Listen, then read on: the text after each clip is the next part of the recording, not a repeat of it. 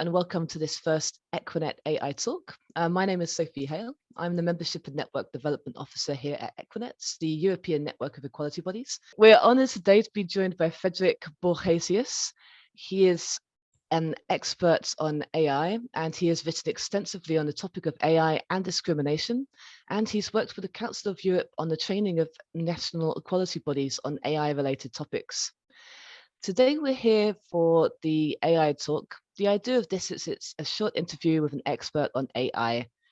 And the aim of this Equinet AI talk is to provide an overview of the current state of play regarding where and how AI technologies are being used in Europe and what the impacts are on equality. It will also discuss the different possible roles and interventions by equality bodies in protecting the principle of equality and non-discrimination in the context of these AI-enabled technologies.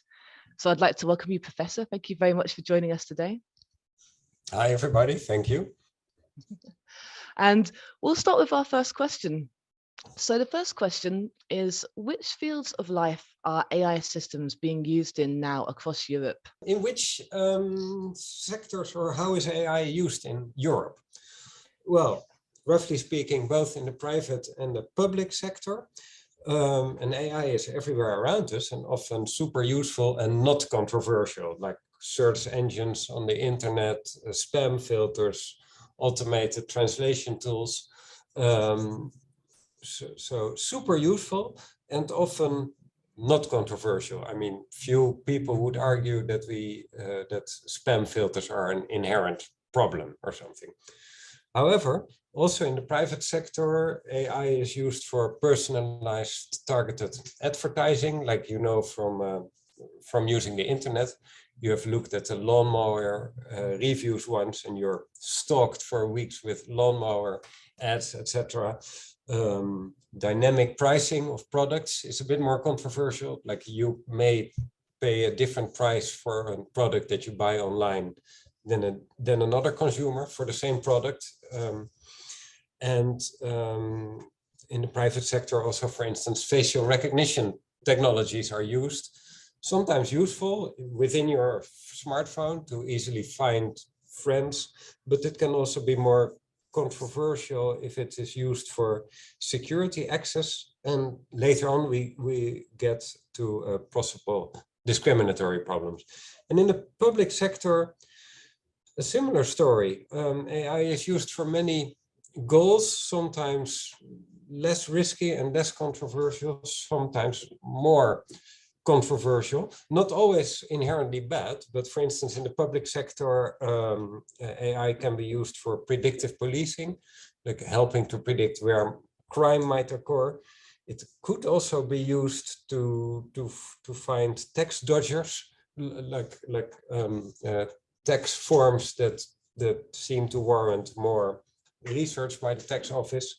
And well, paying tax is important in our society.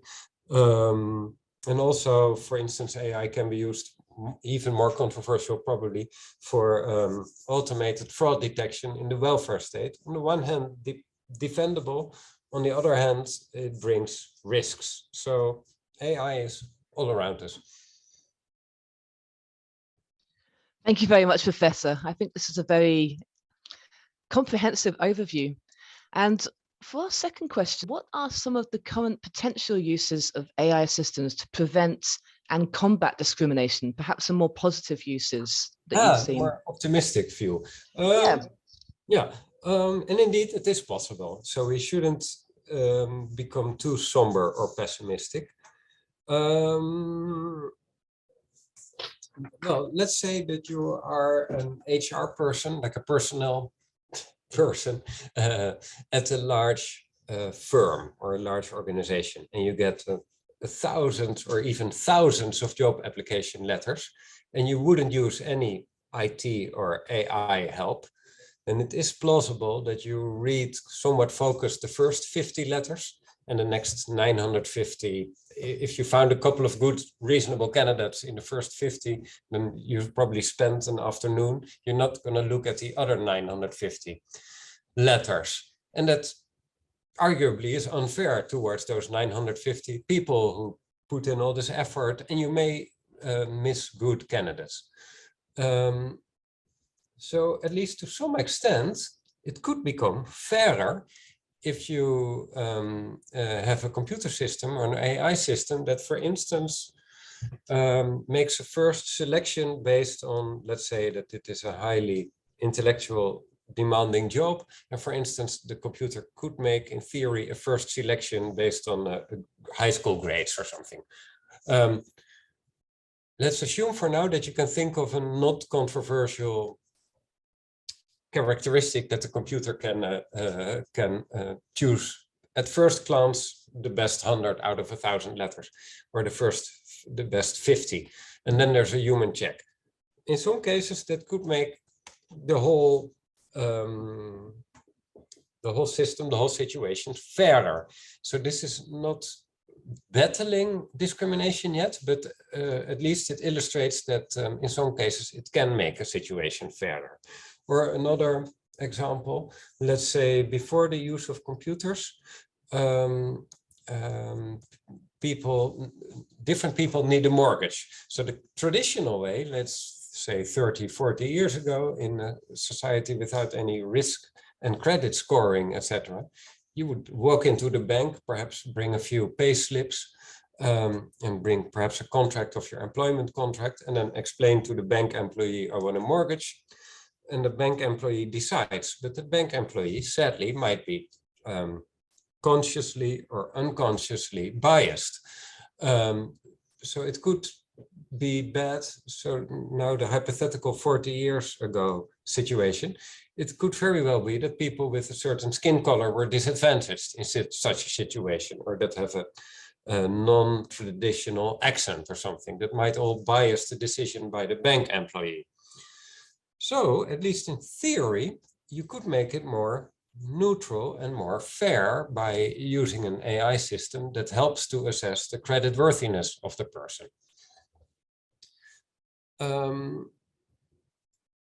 And now I'm going to give an example of actually using AI to combat or to find discrimination. That is also possible. For instance, the Dutch equality body, the College voor de Rechten van de Mens, partnered up with a university in Amsterdam. And what they did was they automatically looked at more than 3 million job advertisements that were online in the Netherlands.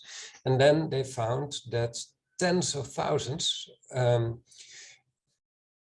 included age discrimination, like demanding for people in a certain age bracket for jobs, which is generally prohibited. So this shows how AI systems can be used to actually find discrimination.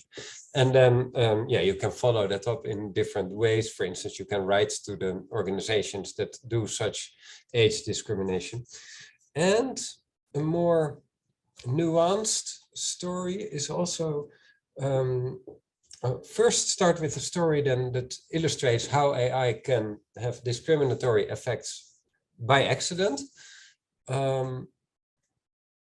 There were, translation services on the internet, super useful. One translation service, I believe it was Google Translate. If you type in English, she is a doctor, he is a nurse, and you translate it to Turkish, and in Turkish, I'm told, in Turkish, such sentences don't make a difference between she and he. So you could say that in Turkish, it is always, it is a doctor, it is a nurse. But then when you translate it back to English, it suddenly becomes, he is a doctor, she is a nurse. You could see that as discriminatory because the translation service seems to suggest that men should be doctors and that women should be nurses. So you could paint a somber picture about that situation, which is kind of true. It may push an image of that nurses are women's jobs and that being a doctor is a man's job. But at the same time, it is also true, I think both interpretations are true at the same time, that because of Google Translate, we have discovered and illustrated existing bias in all the training data that Google Translate used, for instance, translated novels and translated EU policy documents. So this illustrates that at the same time, an AI system can illustrate and bring to the surface a type of bias that we may not realize yet that much. So that's the good news. The bad news is that AI systems can also like reproduce such biases, but you can also use AI system to find biases in society that we may not have been aware of yet. Thank you. That's very interesting. And I think it's especially interesting that for the first few examples, you talked about having a human check afterwards. And I think it is important to have that extra step with the human checking, especially we've heard a lot of horror stories about recruitment and people being passed over because of the inbuilt biases in AI systems. I think also your point about using AI systems to hunt down discrimination in society is very interesting. The ability of AI to deal with huge data sets that would be beyond the capacity of most equality bodies is a really good example and a big opportunity. That kind of brings us to our next question, in fact, the more negative angle. In fact, I wonder if you could perhaps give us a few more illustrations of what are the ways in which discrimination for the use of AI systems can occur in these different fields and applications. I know you've already talked about the way it brings to light existing biases that perhaps we're not aware of, but could you give us some more examples? Yeah, so typically, or many AI systems that are used nowadays are based on machine learning, and you have to train those AI systems to make certain decisions. And often, and it makes sense, you train them on the basis of human decisions. Let's say, for instance, you want to train an AI system to discover certain types of skin diseases. Then you first show the AI systems thousands of pictures of skins with diseases. And then like qualified doctors have in advance said, this is an example of a picture of a skin with, let's say, a certain type of cancer. And this is healthy skin. And after you train the AI system by proper examples by properly educated doctors, then there are examples of AI systems doing it at least as good or sometimes even better than doctors.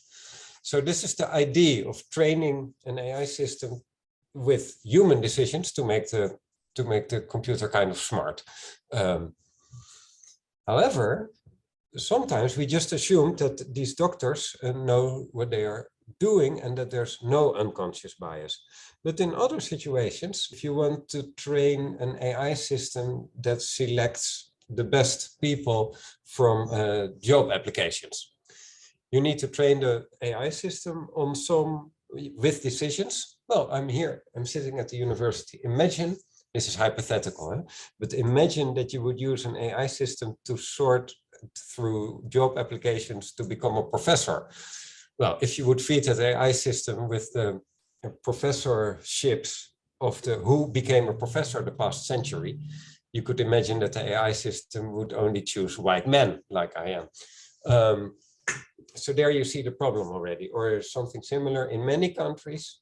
Sadly, there is unconscious, sometimes even conscious bias in the police when they stop certain people to look for drugs or for weapons, etc.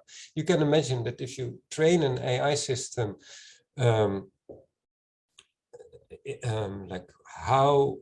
which people should we stop to look for drugs or for weapons? And if you train the AI system on data, if the police for the past 10 years have mostly stopped people with an immigrant background, then the AI system might start advising you should mostly look for drugs and weapons among people with an immigrant background, but that may not be because these people more often carry drugs or weapons. It may be because the police have stopped them more often. So this is one example of how AI systems can discriminate accidentally, basically because they reproduce biases in society. And sometimes you can fix those data sets, but sometimes not, because there just are no neutral training examples. And I suppose that the predictive policing would be one of those examples where it's hard to find a neutral data set because they have to base it off previous policing. And with facial recognition as well, I suppose there's a similar issue where they use data sets which often they'll focus on only white faces or more men, and then facial recognition is not very effective with detecting people who don't fit this set. Indeed, there have been various examples where facial recognition systems were quite good at recognizing white people, like I am, and were bad at recognizing dark-skinned people. Now that, I'm not a computer scientist myself, I'm educated as a lawyer, but that seems somewhat more, not easy, but somewhat easier to fix, because you can train a facial recognition system by, you can use more examples of people, of non-white people. So that is at least fixable, because you, to some extent, because you can use more pictures of non-white people. However, in the context of policing, the only data we have are registered crime by the police. We don't have a more neutral measure of crime. So with facial recognition systems, it is less difficult to fix than in the context of predictive policing, because there is no, or we don't know whether there are completely ethnicity neutral police decisions to train the system on. Interesting, thank you. We'll move now to the next question. So this is, what are the roles that national equality bodies can play in addressing these different challenges to equality? Well, the good news is that we have quite good non-discrimination law in Europe, and like many objectionable types of discrimination by AI are also illegal discrimination under non-discrimination law, typically under the concept of indirect discrimination, like the AI system discriminates by accident. Even if you didn't program into the AI system, you should focus on people with dark skin or something. But for non-discrimination law, that doesn't matter whether it is on accident or on purpose. So the good news is we don't have to throw out all existing non-discrimination law. We can apply it on AI systems, and we just make the organization using the AI system responsible. So that is the good news. In principle, the legal tool is there for the equality body.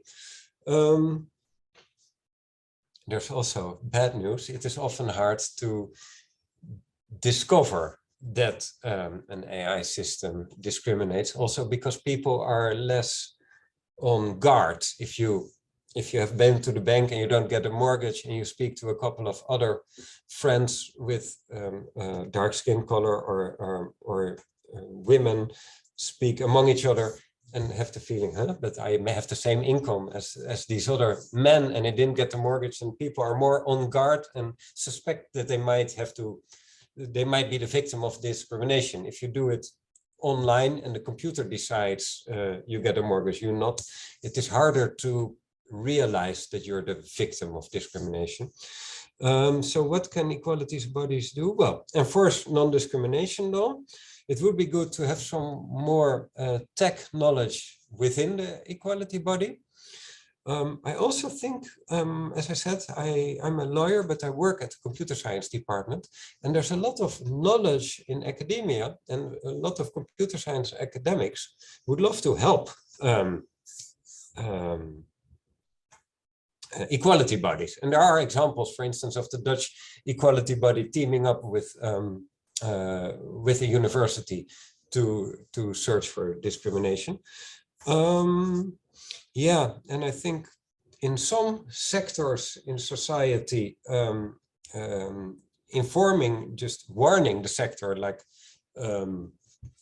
is still useful, like warning, for instance, HR personnel, like, hey, please realize that there is a risk that your AI system that you might hire commercially or something, that it might discriminate against certain genders or skin or ethnicities, etc. Just warning companies and other organizations that AI might discriminate. Can, at this stage, not each organization realizes the risks enough. So warning and educating organizations, I think it's useful. Probably in 5 or 10 years, any professional organization should be aware, so that then it becomes more the stage that that fining and harder enforcement becomes more logical than keep on warning them. But at this stage, I think education can still help a lot. Yeah, so enforce existing law, hire tech specialists, or at least cooperate with tech specialists can help, and yeah, educate the different sectors about the risks. These are all things that equality bodies can do, and depending a bit on how that is in the particular country, perhaps sometimes equality bodies could also cooperate with the data protection authorities. In some countries, at least, data protection authorities have some more experience with incorporating technologists in their mostly legal teams. So perhaps these types of cooperations could also be fruitful, but that very much depends on the situation in a certain country, of course. Thank you. I think these are all very valid points, and yeah, but I think we've seen a lot of these coming up as well in previous Equinet trainings, the need for cooperation with data protection authorities, with universities. I think that's a very good idea to work with computer scientists and AI experts at universities. And the education of different sectors, I think, is still very important. A lot of people don't realize that AI can discriminate. I still hear often the view that, oh, AI can't discriminate, it's a computer, so it's going to be less biased than people. And I think this is a view that we really need to get past. That leads me to our final question, which is a little more broad. We're going to ask you to predict the future a little here. So which fields of life do you think will experience the biggest impacts from AI on equality and non-discrimination in the next 5 years? No, that's tricky. The smart thing would, of course, be not to answer this, because the video will remain online and people later say, oh, he was wrong there. So no, I'm not going to fall into this trap. What I'm not saying that this is going to be the biggest impact, but I see a risk that fraud detection in the welfare state, that many states may be tempted to use more and more automated fraud detection systems. And I have little sympathy for tax dodging, and I have little sympathy for people who commit fraud in the welfare state. Meanwhile, there are quite a few examples, and at least there's a big risk that we are disproportionately punishing the poor, basically, with such systems. And that it also disproportionately harms people with an immigrant background. That risk is clearly there. And in one case, for instance, a Dutch judge said about partly automated fraud detection system in the Netherlands. So this is too much of a black box, too unclear what happens here. This should be stopped. But this was just one example. But I think this the fact that the system was in place illustrates, I think, and I'm not alone with this, that like the poverty rapporteur, special rapporteur on poverty of the United Nations also said that. I think there's a big risk there in fraud detection in the welfare state. And I also think, as we discussed already, there are large risks in the use of AI in the employment, in hiring that sector, and then also perhaps in managing managing certain types of jobs, like more gig work type of management. There are also risks there. I'm not claiming those are the biggest issues. Yeah, I won't make that claim, but these are two sectors or situations where I see big risks. Thank you. And I think those do sound like very good examples, but we'll keep the disclaimer that you're not saying they're the biggest ones, but they're certainly ones that will be affected in a big way. And I think that's very true. We can already see the welfare state question coming up in some of the examples shared by equality body members. And I think we've seen many examples where people are perhaps falsely accused of cheating the welfare state, and then they can't find out how that decision was reached. And the black box nature of these AI systems is, I think, very disturbing. People should have a right to redress, and if they don't know why they're being targeted, then this is a serious issue, and legally, I think, as well. So certainly something to watch out for. These are all our questions, so I'd like to thank you very much, Professor, and if you have any last things you'd like to say or to share with us today. Well, I'm compliments for equality bodies to put in all this effort. It's very good that that equality bodies are considering this issue already. You could say, to end on a more optimistic note, perhaps now it took, after the Industrial Revolution, it took longer before we got environmental law in place. And now, after all these digital developments, it seems that we're somewhat quicker to realize the risks. On the other hand, the developments are quicker and quicker now too than with the Industrial Revolution, so we have to act quicker too. But the good thing is at least that there is serious attention to these issues in Europe. We didn't solve everything yet, but at least there's attention for the issues. That is the optimistic part. Yes, and this is a very good point to highlight as well. Thank you for that. It can be easy to get drawn down into the more negative sides, but it is good that there's action on all fronts to try and make sure that any AI we use is for the benefit of everybody and doesn't discriminate. And I think we consider there's an important role for equality bodies to play here. So we thank you very much for sharing your expertise and for everything that you've done so far in working towards making sure that AI systems are not discriminatory. And we'll end on a positive note. There's a great role for equality bodies to play in making sure that we can educate the public and educate the key sectors. And I think we'll continue at